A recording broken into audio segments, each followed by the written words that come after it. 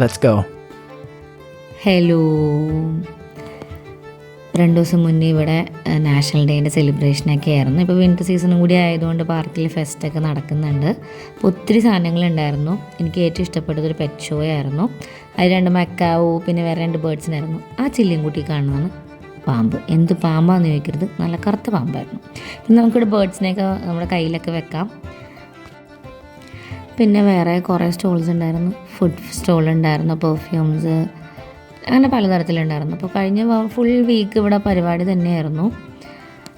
പിന്നെ ഇവിടെ കുറേ റൈഡ്സ് ഉണ്ടായിരുന്നു. പിള്ളേർക്ക് പറ്റിയ കുറേ ടോയ് ട്രെയിൻ ഉണ്ടായിരുന്നു.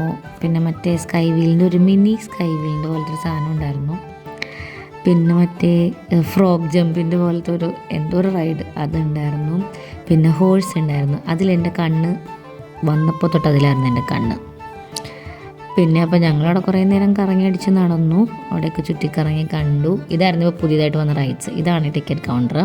അപ്പോൾ എനിക്ക് ഭയങ്കര ഒരു കൊതി തോന്നി എന്തായാലും അതിൽ കയറണം എന്ന്. കാരണം പണ്ട് തൊട്ടേ എനിക്ക് ഭയങ്കര ആഗ്രഹമായിരുന്നു ഈ പോകുന്ന സാധനത്തിൽ കയറാനായിട്ട്.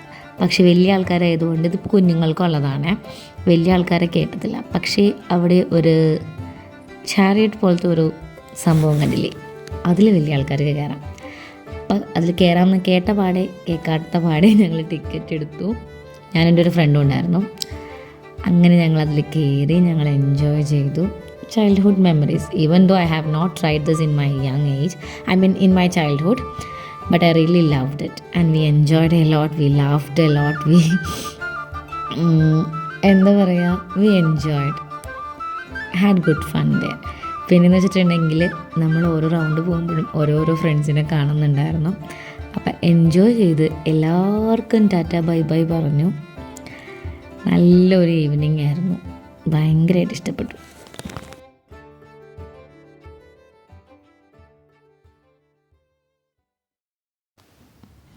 അങ്ങനെ ഓരോ റൗണ്ട് പോകുമ്പോഴും പരിചയമുള്ള ആൾക്കാരും പരിചയമില്ലാത്ത ആൾക്കാരും ഞങ്ങളെ നോക്കുന്നുണ്ടായിരുന്നു. കാരണം ആ റൈഡിൽ ഞങ്ങൾ മാത്രമേ കയറിയിട്ടുണ്ടായിരുന്നുള്ളൂ. ബാക്കി എല്ലാ കുതിരകളും വെറുതെ പോവുമായിരുന്നു. പക്ഷെ അവർ ഞങ്ങൾ മാത്രമുള്ളെങ്കിൽ അവരത് ഓൺ ചെയ്ത് തന്നു കേട്ടോ. അപ്പോഴത്തേക്ക് ഞങ്ങളുടെ ഒരു ഫ്രണ്ടിനെ കണ്ടു, ഞാൻ മാത്രമേ കണ്ടുള്ളൂ. അപ്പോൾ ഞാൻ പറഞ്ഞു ചിലപ്പോൾ തിരിച്ച് വരുമ്പോൾ ഉണ്ടാവും എന്ന് പറഞ്ഞിട്ട് തിരിച്ച് വന്നപ്പോൾ ആ മാം അവിടെ വെയിറ്റ് ചെയ്യുന്നുണ്ടായിരുന്നു. കാരണം ഞങ്ങൾ മാത്രമേ ഉള്ളൂ. അപ്പോൾ മാം അത് കണ്ട് ചിരിക്കണമായിരുന്നു ഞങ്ങളെ കണ്ടിട്ട്. ഞങ്ങൾ ബായ് പറഞ്ഞു പോകുന്നു. ആ മാം പോയി. It was very nice, I really like it. പക്ഷേ ആക്ച്വലി എനിക്ക് ഈ കുതിരപ്പുറത്ത് കയറാനായിരുന്നു ആഗ്രഹം. പിന്നെ ശരീരം വളരെയധികം വളർന്നു, ബുദ്ധി മാത്രം വളരാത്തോടെ തന്നില്ല അവർ. പിന്നെ അടുത്ത പരിപാടി, എനിക്ക് ഇതാണ് ഇഷ്ടം, ഫേസ് പെയിൻറ്റിങ് ഭയങ്കര ഇഷ്ടമാണ്. പക്ഷേ എനിക്ക് അലർജിക്ക് ആയതുകൊണ്ട് ഞാൻ ട്രൈ ചെയ്തില്ല. പിന്നെ അവിടെ ഓൺ സ്റ്റേജ് കുറേ പരിപാടി നടക്കുന്നുണ്ടായിരുന്നു. അതിലൊരു ഡാൻസ് പരിപാടിയാണ്. പിന്നെ അവിടെ കുറേ നേരം ഡാൻസ് കണ്ടു കിട്ടും. നല്ല രസമുണ്ടായിരുന്നു, നല്ല മ്യൂസിക്കായിരുന്നു, എനിക്ക് ഇഷ്ടപ്പെട്ടായിരുന്നു. ഞങ്ങളവിടെ നിന്ന് കുറേ നേരം പിന്നെയും കറങ്ങി വന്നിട്ട് തിരിച്ചു പോകും.